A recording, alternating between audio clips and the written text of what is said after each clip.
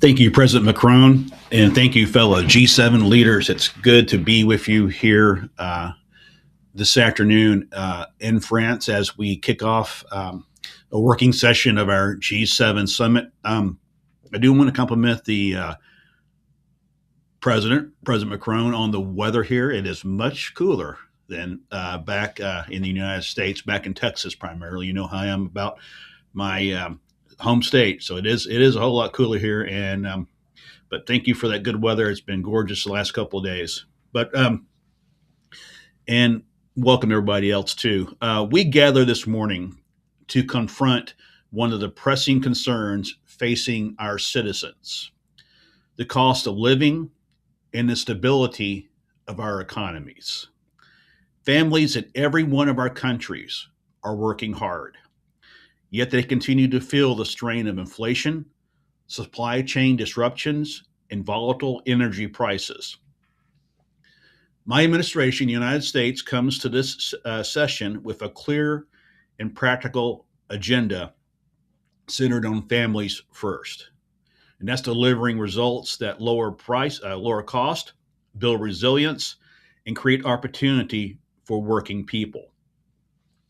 Our approach rests on four core priorities that should guide our collective work today and throughout this summit. First, energy security and lowering costs for families. I think we can all agree, sitting here today, that volatile energy prices remain one of the biggest burdens on household budgets. We must strengthen diversified supply chains, advance responsible innovation and clean energy, and take coordinated steps to deliver real, tangible relief to families in all of our countries. This is not abstract discussion. This is about making life more affordable for parents, workers, and seniors who are simply trying to get ahead. Second is our infrastructure resilience. Back in my country, the United States is making historic investments in modern, durable infrastructure that strengthens suburban and rural communities.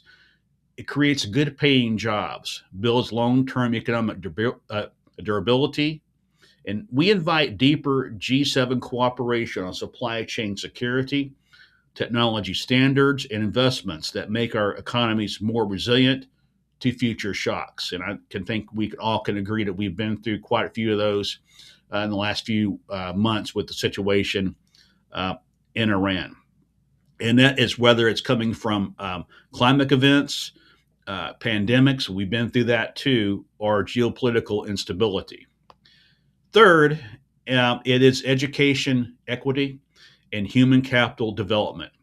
Strong education systems are foundational to long term prosperity and democratic resilience. Back in my country, the Back to Basics initiative focuses on teacher retention, early grade proficiency in reading and mathematics, and mental health support for students and educators. We believe there are valuable opportunities for all G7 nations to share best practices and collaborate so that our young people are prepared for the jobs and challenges of the future. I think we can all agree here, sitting here this morning, that as a global community in our own countries, the future of the world are in these classrooms, and it's up to each one of us as leaders to ensure they're prepared for the future. I know there are some countries that are way ahead of others, and but in the United States, we're making a core effort. We're investing in it. I propose $1.72 trillion, which is probably the most increase in education spending ever. But I feel it's that important, and so this is something I would like to see all of us try to improve upon. Because if we improve upon the education, not only in my country but in the other G7 members countries, we advance our civilization, and we can do things so much. We can engineer or get our. What I'm trying to say is we can get our school children ready for the future, because they're going to be the future leaders. They'll be the future leaders sitting here one day. So we have to prepare them for that future. You know, and the fourth one is democratic values and alliance unity. You know, in a time of complex global threats, we must maintain clear eyed realism. This includes sustained diplomatic pressure and coordinated action regarding challenges like Iran's nuclear program and destabilizing activities in the region. A strong, unified G7 approach remains essential. And let me say this here again today, and I've said it all along. We are in full 100% support of our G7 partners, our NATO partners. We do support our alliances, and we can do great things working together. And so I believe that is so important. You know, a strong unified approach remains essential, favoring serious, verifiable diplomacy while keeping all options available only as a last resort. We should use military action, military force as a last resort. I'm a firm believer in diplomacy. That should be tried first.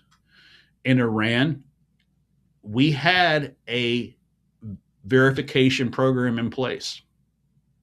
All we need to do now is put it back in place. And so I'm 100% for that. I am not for military action unless the need arises. Colleagues, these priorities are all interconnected. When we lower energy costs, strengthen infrastructure, invest in education, and stand united on democratic principles, we build economies that work for working families and societies that are more stable and prosperous. The United States is ready to work with all of you to turn these shared objectives into concrete outcomes. Let's lead this session with tangible steps forward that demonstrate the G7 can deliver results when it matters most in the daily lives of our citizens. Thank you. Thank you, Mr. President.